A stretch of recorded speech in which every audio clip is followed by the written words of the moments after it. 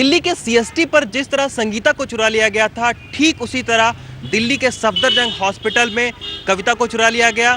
NDTV India पर संगीता का CCTV footage चलने के बाद उसे हरिद्वार से तो बरामद कर लिया गया, लेकिन कविता इस मामले में खुशकिस्मत नहीं रही।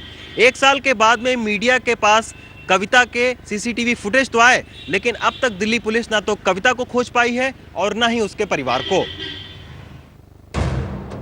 ये 13 जून 2011 की तस्वीर है, सुबह 5:30 बजे की। उस वक्त दिल्ली के सफदरजंग अस्पताल में भी ये गरीब लोग रात की थकान के बाद गहरी नींद में डूबे हुए थे। इन्हीं में 5 महीने की कविता भी थी, जो अपनी 12 साल की बहन वीणा के साथ सोई हुई थी।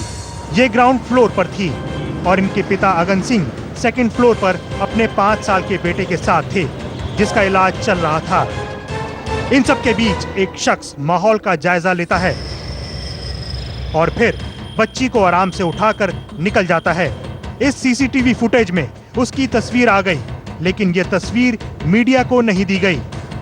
पुलिस ने क्या किया ये साफ नहीं है, क्योंकि साल भर बाद भी पुलिस न मुजरिमों को खोज सकी है, न बच्ची के परिवार का पता लगा सकी है। ये मामला सफदरजंग थाने में दर्ज हुआ था। तब दर्ज एफआईआर में बच्ची का पता भी था, लेकिन पुलिस ने शायद एक बार भी इन लोगों को खोजने की जहमत नहीं उठाई। पुलिस को इस केस के बारे में कुछ भी मालूम नहीं।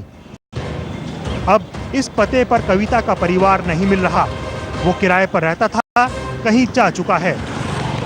बच्चे जो चोरी हो रहे हैं वो गरीबों के बच्चे हैं, चाहे वो अस्पताल से चोरी हों, चाहे मंदिर मस्जिदों के आगे से चोरी हों, चाहे वो स्लम्स के इलाके में से चोरी हों।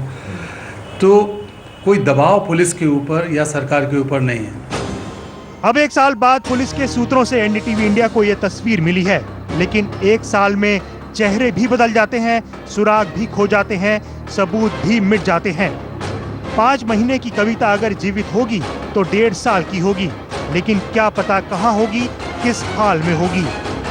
नई दिल्ली से रवीश रंजन शुक्ला की रिपोर्ट, एनडीटीवी इंडिया।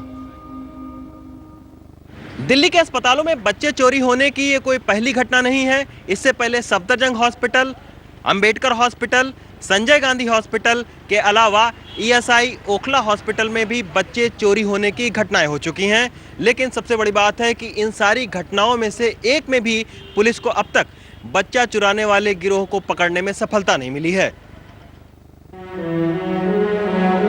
ईएसआई अस्पताल से गायब हुई ये 1 साल की अंजलि है। 27 सितंबर 2010 को जब उसकी मां उसे दिखाने ईएसआई अस्पताल गई, तभी ये बच्ची चोरी हो गई।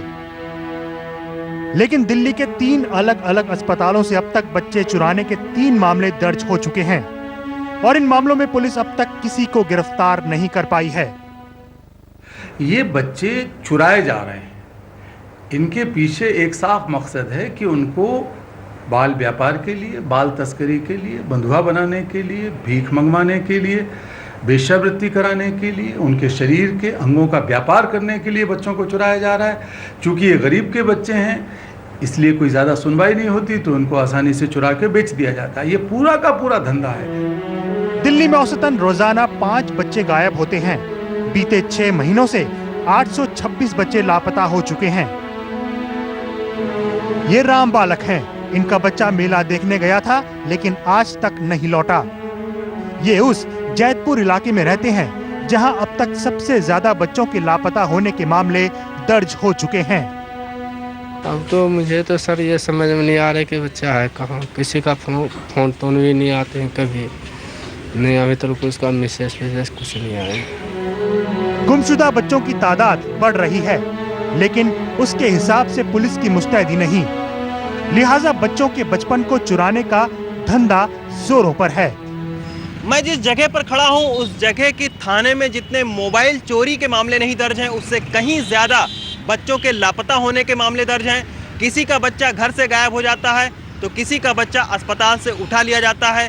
सवाल यही उठता है कि आखिर मासूम जिंदगी का आखिर कौन है वो सौदागर, और क्या गरीबों के बच्चे की गुमशुदगी की घटना को ठीक वैसा ही पुलिस लेती है जैसा किसी का सामान गुम हो गया हो।